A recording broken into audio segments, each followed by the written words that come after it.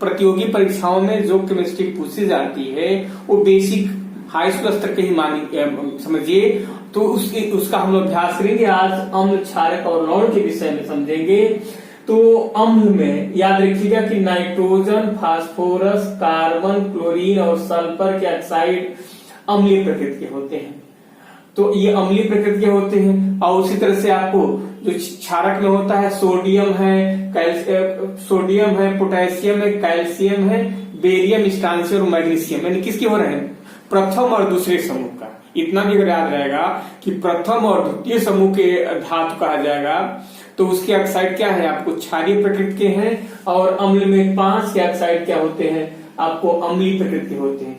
और दूसरा है, आप ये याद रहता है लेकिन उसमें भूल जाते हैं कि आपका अम्ल क्या करता है? तो नीला लिटमस पत्र को लाल कर देता है और क्षारक लाल को नीला कर देता है। कंपटीशन लेवल में वहां भूल जाता है, कोई ट्रिक तो नहीं, लेकिन एक चीज याद रखें तो हो सकती ट्रिक हो कि अम्ल के बेस पर याद है कि अम्ल के अंत में एल है तो यानी वो लाल करेगा तो दूसरा आपको नीला करेगा।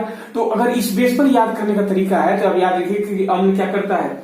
नीला को अंत में लाल है तो लाल समझ उसे याद कर लेंगे। तो उसके बाद वो क्षारक को लाल से नीला समझिएगा। तो अम्ल का एक याद रखिएगा कि वो नीले को लाल कर देता है, तो क्षारक क्या करता है? लाल को नीला करता है। इसके बाद आर्हेनियस ने बताया था कि वे पदार्थ जो जिसके जलीय विलयन में H+ आयन होते हैं या वर्तमान में हाइड्रोनियम आयन, तो जिसके जलीय विलयन में H3O+ आयन है वो क्या होते हैं? आपको अम्ल होते हैं। और इसके अतिरिक्त कोई अन्य धनाय नहीं होता। तो जिसके जलीय विलयन में H3O+ आयन हो या H+ आयन कहा जाए तो अम्ल होगा। और उसके विपरीत जिसके जलीय विलयन में OH ऋणायन के अतिरिक्त अन्य कोई ऋणायन नहीं होता है वो क्या होता है? आपका क्षारक होता है। इसी प्रकार एक आपका ब्रास्टेंड और लोरी ने ये कहा कि जो प्रोटॉन दाता है यानी H+ का दान, ये तो समझिए कि उसमें ये याद हो जाएगा। इसलिए आप जानते हैं कि जो अम्ल होता है उसमें H+ आयन होते हैं। तो अम्ल हमेशा प्रोटॉन H+ आयन को देने का काम करेंगे और जो क्षारक होते हैं वो प्रोटॉन ग्राही होते हैं। तो आपका इसमें दिक्कत नहीं होगी। तो अम्ल क्या होते हैं? H+ को प्रदान करते हैं और क्षारक क्या होते हैं? H+ आयन, यानी प्रोटॉन को अम्ल दाता होते हैं। प्रोटॉन मतलब H+ आयन समझिए। तो H+ आयन को अम्ल देता है और क्षारक H+ आयन को ग्रहण करता है। एक चीज और लुईस ने बताई थी, वो भी ध्यान रखना होगा कि लुईस के अनुसार इलेक्ट्रॉन जो ग्राही होता है वह अम्ल होता है। इलेक्ट्रॉन ग्राही यानी वो जो दाता है, प्रोटॉन दाता के विपरीत करके याद रखेंगे कि वो प्रोटॉन दाता है और इलेक्ट्रॉन का ग्राही है, जस्ट एक विपरीत है। तो ये होगा। और क्षारक क्या होता है? वो आपको इलेक्ट्रॉन युग्म को देता है। तो प्रोटॉन ग्राही होता है, उसी बेस पर आप समझ लेंगे कि इलेक्ट्रॉन युग्म को देता है। तो वो क्या है? आपका वो क्षारक है। इसके बाद देखिए अम्ल की, अब देखिए अम्ल की क्षारकता होती है और क्षार की अम्लता।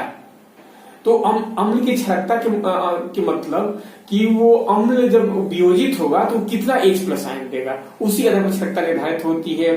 तो बेसिकली याद रहता है, लेकिन कुछ का दिक्कत आ जाती है। जैसे आपको HCl है, HNO3 है, HI है, जिसमें देखेंगे कि एक H है तो यह आपको एक क्षारकीय होता है। सबसे यहाँ कंपटीशन में इसलिए एस्टिक एसिड पूछा जाता है क्योंकि थोड़ा सा कंफ्यूजन है कि CH3COOH है, 4 हाइड्रोजन दिखाई दे रहे हैं लेकिन एक ही उसमें हाइड्रोजन अलग होगा, आयन के रूप में टूटेगा। इसलिए यह अक्सर बार पूछा जाता है कि एस्टिक एसिड यानी CH3COOH क्या है आपका? तो जवाब होगा आपको कि एक क्षारकीय अम्ल है। तो एक क्षारकीय में क्या क्या आते हैं? HCl है, HNO3 है, HI, HCl, CH3COOH यानी एस्टिक एसिड, ये एक क्षारकीय होते हैं। इस चीज को याद रखना होगा।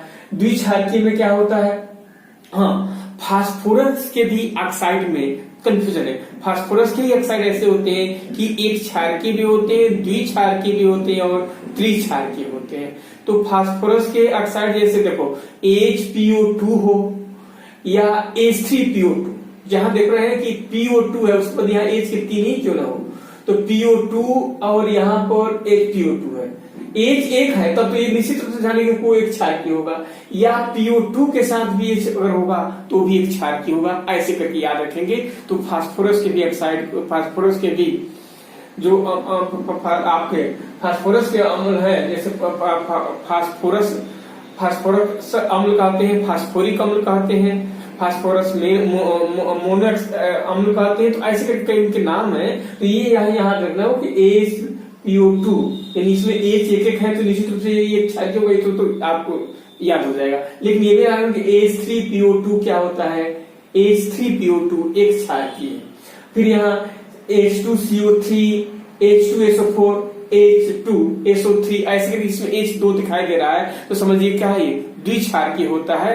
हाँ, एक चीज और जानना कि फास्फोरस का H3PO3 है। देखो H3PO2 तो यह एक क्षारकी हुआ, H3PO3 तो द्विक्षारकी हुआ, और H3PO4 तो त्रिक्षारकी हुआ। तो फास्फोरस का ध्यान रखना है कि H3PO4 होगा तो त्रिक्षारकी होगा, H3PO3 है तो वो द्विक्षारकी है, और H3PO2 है। यहाँ PO2 पर 3 ही है, PO2 पर एक क्षारकी, PO3 पर द्विक्षारकी और PO4 पर त्रिक्षारकी। तो इतना, यानी एक बार उसको, यानी अम्ल क्या होते हैं, यानी अम्ल तो ऐसा आप जानते हैं कि स्वाद में खट्टे होते हैं, और तो वो अम्ल होते हैं। और ये है कि अधातु के ऑक्साइड क्या होते हैं, अम्लीय प्रकृति के, कुछ उदासीन भी हैं। तो इसमें याद रखना होगा कि नाइट्रोजन, फास्फोरस, आपका कार्बन, क्लोरीन और सल्फर के जो ऑक्साइड हैं वो क्या होते हैं, अम्लीय प्रकृति विशेष रूप से होते हैं। और धातु में भी N2O है, NO है, CO है, ये क्या होते हैं आपको, ये उदासीन होते हैं।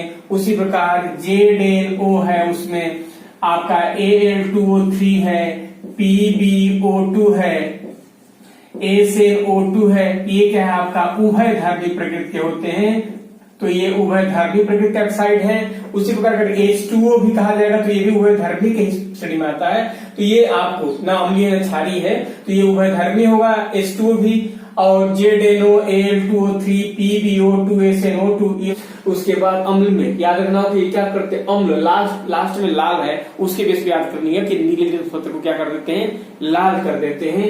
ये प्रोटॉन को आपको प्रदान करते, प्रोटॉन दाता है। इनके जलीय विलयन में हाइड्रोनियम आयन यानी H3O+ आयन होते हैं, ये बताया गया। अम्ल की क्षारकता HCl, HNO3, HIS, उसके बाद एस्टिक एसिड को विशेष रूप से याद रखेंगे कि CH3COOH क्या होता है, तो एक क्षारकीय अम्ल होता है। उसी के बाद फास्फोरस के भी अगर दिया जाए अम्ल के विषय में, मैंने मेटाफास्फोरस अम्ल, मेटाफास्फोरिक अम्ल, ये मेटाफास्फोरस अम्ल है, तो जिसमें H एक है तब तो ये ठीक है, ये एक क्षारकीय होगा ही। लेकिन ये H3PO2 होगा तो यह एक क्षारकीय होगा, H3PO3 रहेगा तो द्विक्षारकीय होगा, H3PO4 होगा तो त्रिक्षारकीय होगा। इसके बाद यहाँ से H2CO3 है, H2SO4 है, H2SO3 है, ऐसे करके आपको जो अम्ल है ये क्या होते हैं, द्विक्षारकीय अम्ल होते हैं। उसी प्रकार क्षारक में देखा जाए तो क्षारक में यानी धातुओं के ऑक्साइड जो होते हैं वो क्या होते हैं, क्षारीय प्रकृति होते हैं, लेकिन कुछ आपका उभयधर्मी भी होते हैं। इसमें भी नाइट्रोजन के ही N2O है या NO है, ये ऑक्साइड क्या होता है, ये उदासीन प्रकृति का होता है। उसी में कार्बन का CO, 3 यहाँ बता रहे हैं, N2O, NO और कार्बन का ही आपका CO, ये 3 क्या होते हैं, ये उदासीन होते हैं। और उसमें भी आपको धातुओं के ऑक्साइड क्षारीय होते हैं, लेकिन कुछ ऐसे भी है जैसे ZNO है, Al2O3 है, ZNO, PbO2 है, तो ये आपका SnO2 है, ये सब क्या होते हैं, ये आपको उभयधर्मी प्रकृति के माने जाते हैं। हाँ, तो इसलिए इनका याद रखना होगा कि देखिए नाइट्रोजन में भी N2O, NO और CO, ये 3 क्या है, उदासीन प्रकृति के होते हैं, न अम्लीय है न क्षारीय है। लेकिन और क्या होते हैं, आपका अम्लीय ऑक्साइड होते हैं। उसका धातु का ऑक्साइड क्या होते हैं, क्षारीय होते हैं। लेकिन उसमें भी आपका कुछ जैसे ZNO है, Al2O3 है, PbO2, SnO2, कम से कम 4 का तो याद रखिएगा कि क्या होते हैं, उभयधर्मी प्रकृति के होते हैं। तो ये उभयधर्मी प्रकृति के होते हैं। इसको क्षारक क्या होता है, लाल लिटमस पत्र को नीला कर देता है। इसके बाद इसके जलीय विलयन में OH ऋणायन के अतिरिक्त अन्य कोई ऋणायन नहीं होते हैं। ये प्रोटॉन को ग्राही होता है, अम्ल प्रोटॉन दाता है, उसकी बेस पे याद रहेगा। तो ये प्रोटॉन ग्राही होते हैं क्योंकि उसमें H+ होता है अम्ल में, तो याद हो जाएगा। तो ये प्रोटॉन ग्राही होता है और इसके बाद इलेक्ट्रॉन युग्म दाता होता है। इसके बाद देखिए अब NaOH, इसमें आसान है कि जिसमें OH, KOH, NH4OH, जिसमें OH एक है, इसको एक क्षारक माने एक अम्लता कहते हैं, क्षारक की अम्लता। तो NaOH, KOH और NH4OH की अम्लता कितनी है? एक है। याद रखना, हो सके बोलने में थोड़ी मिस्टेक हुई है। तो NaOH, KOH और NH4OH की अम्लता एक होती है। इसमें OH एक होगा, उसकी अम्लता एक होगी, और CaOH का होल ट्वाइस, BaOH का होल ट्वाइस। जिसमें OH 2 दिखेगा उसकी क्षारकता 2 हो जाएगी, और जिसमें OH 3 दिखेगा उसकी क्षारकता 3 होगी। तो इस तरह से आपको ये क्षारकता है, आपका अम्लता है। इसके बाद इधर से आ जाए कि अम्ल की प्रबलता, कि प्रबल अम्ल क्या होता है आपका।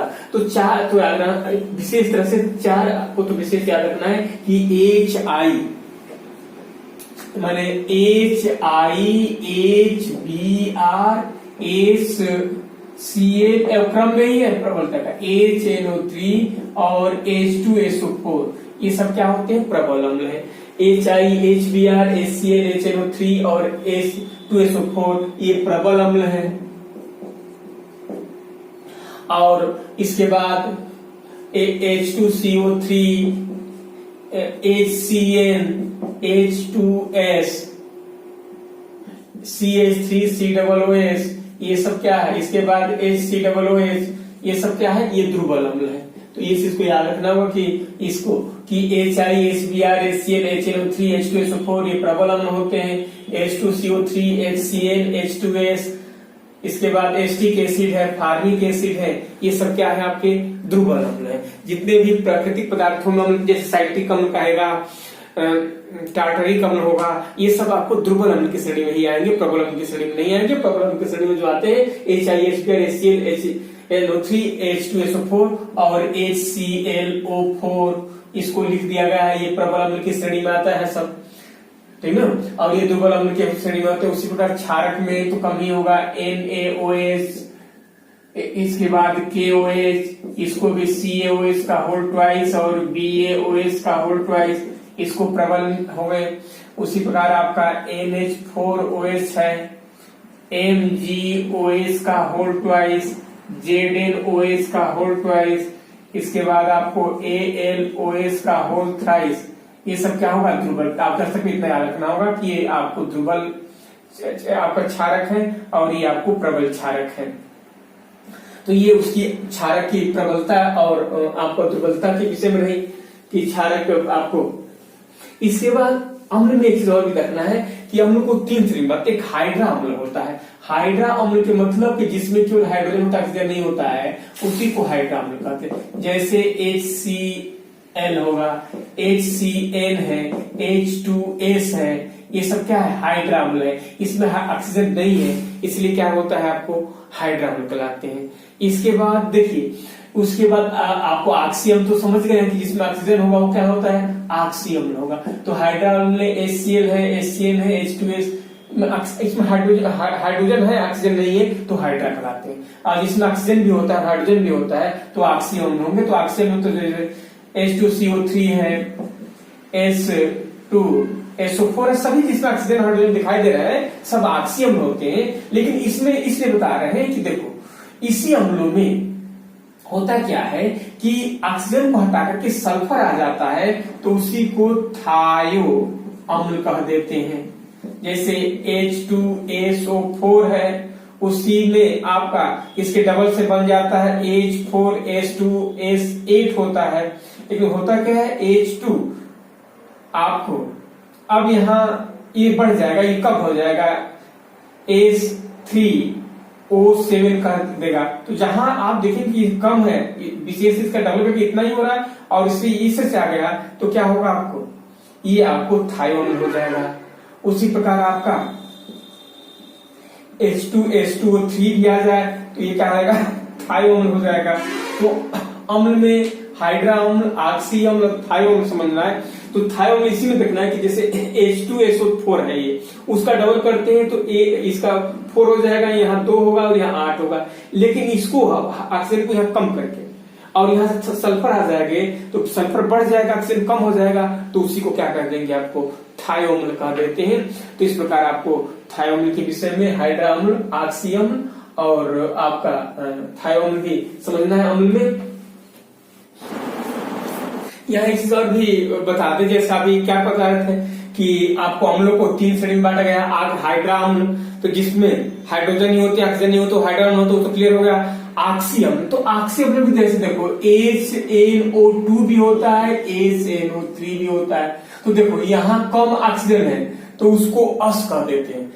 नाइट्रस एसिड, नाइट्रस हो जाएगा, नाइट्रस अम्ल होता है।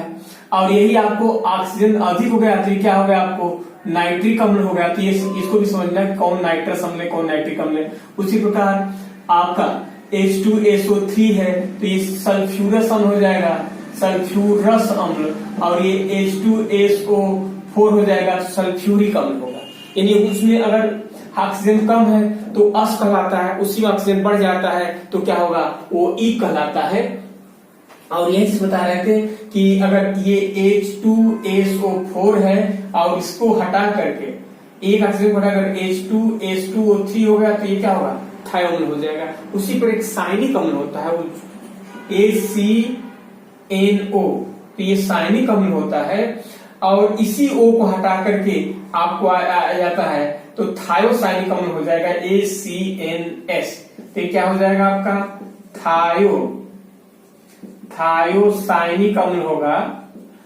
और ये आपको थायो अम्ल इसको कह ही देते हैं, थायो अम्ल कह देते हैं ये आपका। तो ये थायो अम्ल होगा, ये थायोसाइनिक अम्ल होगा।